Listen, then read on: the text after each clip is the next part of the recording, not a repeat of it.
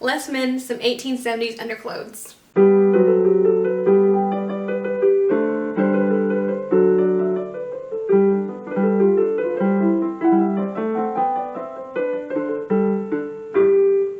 Hi everyone, I'm Caitlin. I teach old-fashioned sewing skills on this channel and make reproduction clothing primarily for the 19th century, although we do some 20th century stuff as well. And yeah, I have an event and have my underpinnings for the 1870s since it's shambles. It's actually not as bad as I thought. I thought that both combinations were ripped. Only one of them is.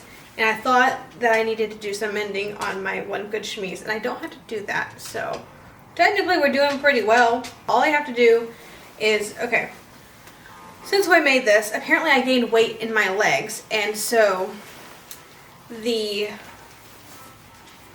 band was too tight and I had to wear it for an event, and it was like cutting off circulation. So I just took scissors and I ripped it because I needed to wear them. I didn't bring my chemise. I needed to have these, and like I needed them then. So yeah, I destroyed both legs. This one actually ripped further, so it's like really ripped now. I gotta mend that. That was a personal mistake. And then I have my corset, which is doing okay. There's spaces where bones are sticking out. Where was it? I saw it the other day. Like right here, there's a bone sticking out. There's a couple places just like right here. And then I have this kind of sticking out as well. So I'm going to just fix that up just a little bit, but that shouldn't take too long. And technically, of course, it is slightly too big, but I am going to wait fully until the event to take it up if I desire to do so. So just make sure, because sometimes I gain weight back or lose more, and I don't know what's going to happen. And the event's still 2 months off. 2 months off, so I'm going to make sure that it fits before I do that. And then my wool petticoat that I use for working wear, it has always been too long, like 2 inches too long.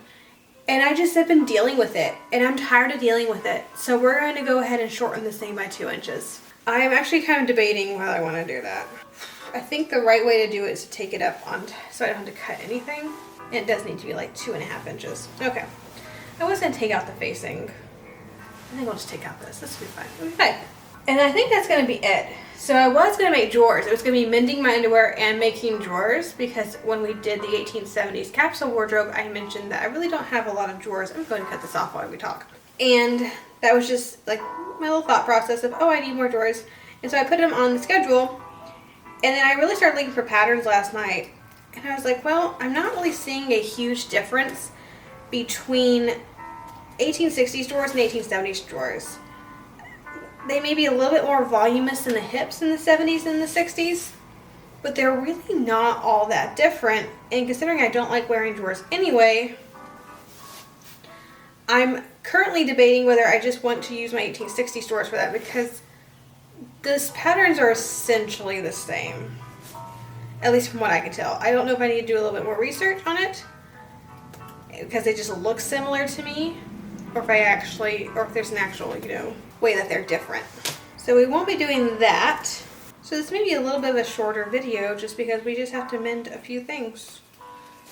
It's not nearly as bad as I expected it to be, which is a good thing. I'm happy with that.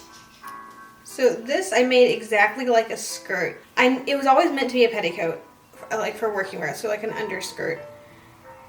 But it was supposed to be made as this is an old skirt that's cut down to a petticoat. And I forgot to make it shorter, so it's not. A couple of the dresses, it's the same length as the dresses, and then like one of my work dresses, it's actually longer than the dress, which is why we're going to take it up 2 inches.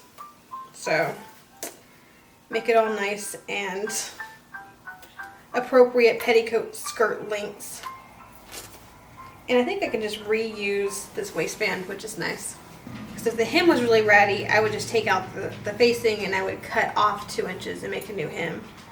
But because the hem's still good, I don't want to cut anything. So this is still folded over. We'll just fold it over 2 more inches. I have a waistband with buttons and buttonholes already done. That's like most of what I don't like about making petticoats. So that's fantastic. All right, this I will need an iron for. So let's see what I can do. And this just happens with use. You know, eventually you'll need to mend things. And this is all happening because it's a fairly loose weave, which was really not appropriate. So what I'm going to do is just add in some extra stitches to kind of hold everything together, if that makes sense. It makes a fantastic summer corset because this is lovely light linen. It's just too loosely woven. I don't remember anything being wrong with the top of the corset. It was mostly just around the bottom. I had a few bones poking through. Right here. This is on the inside and the lining, so I can just really just stitch that down without making it look super nice.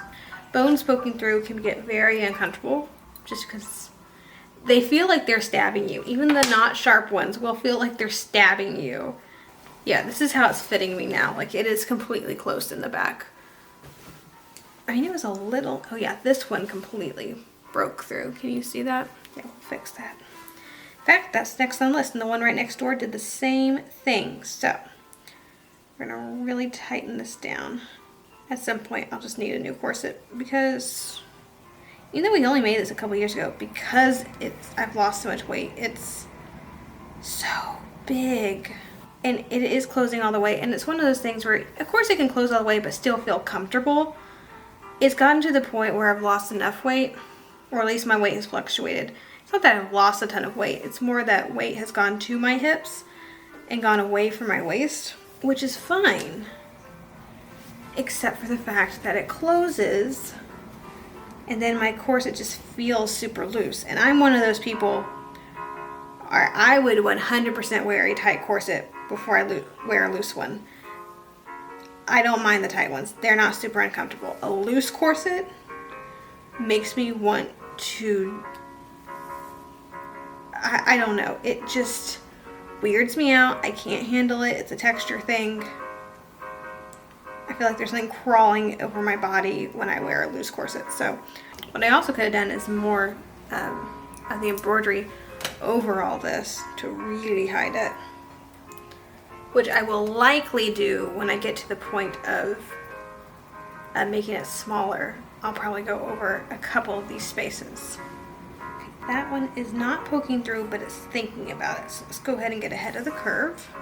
Really these are the other two. That looks pretty good though. This is more the stitching came undone, so there's like a little hole. So I'm just gonna whip this down. And then I think we're good on the corset. All right, let's look at this combination set and see what needs to happen with that. Where are the legs? Is this the bad leg or the not so bad leg? The not so bad leg. Okay, what I'm gonna do first is, because these are so tight, I am gonna take out this entire binding, and I will just cut a new binding. I'll do the gathering through. Again, that's not an issue.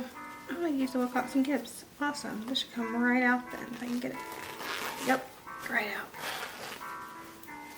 I love that. I don't know what that measures, but I'm going to measure it and make it at least 1.5 inches bigger. Alright, now let's look at this mend. Okay, that's not too bad. Let's go work on the inside.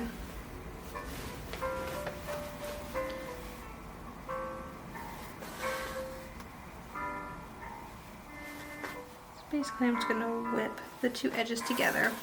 It's going to be one of those things that won't look perfect, but I did just, rip a giant hole in my drawers, so it's going to look like it was mended, which is fine. Good news is this shouldn't have any stress on it because the band should take the stress, at least the wearing stress. Somehow this pair ended up being a little bit tighter than the other pair, and I'm not sure why I made them at the same time. And I'm pretty sure I cut the same measurements, but this was like uncomfortably tight to where it was, I feel like I was cutting off circulation. And the other one I was able to wear that weekend, so don't have to redo that one. There's one side. What I am going to go ahead and do, because I have a long thread, I'll go ahead and do the gathering thread. That was the easy side, because then there's this other monstrosity of a side, which I already know is going to be annoying, because that's a hole. Alright, I'm going to go ahead and take out this.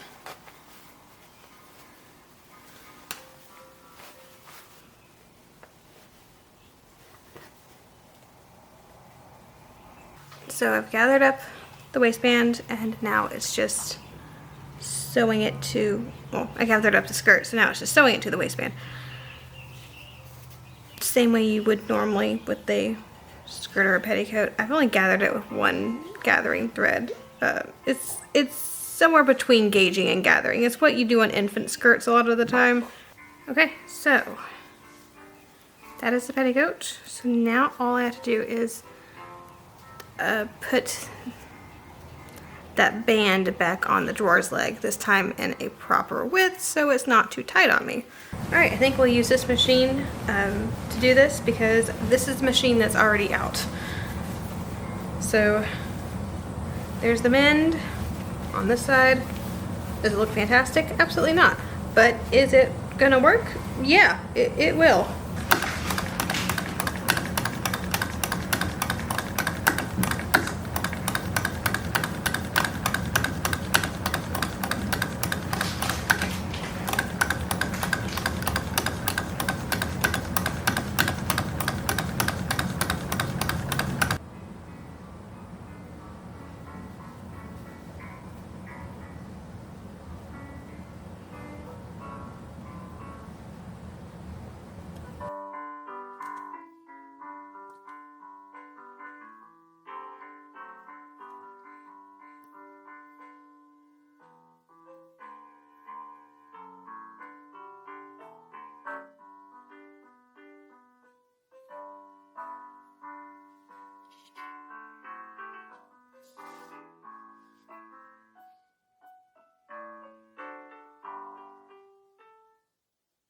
And there we are.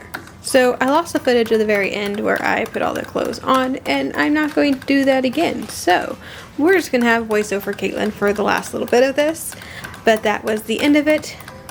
All the clothes are now mended. I have perfectly serviceable underpinnings once again for the 1870s, which is fantastic.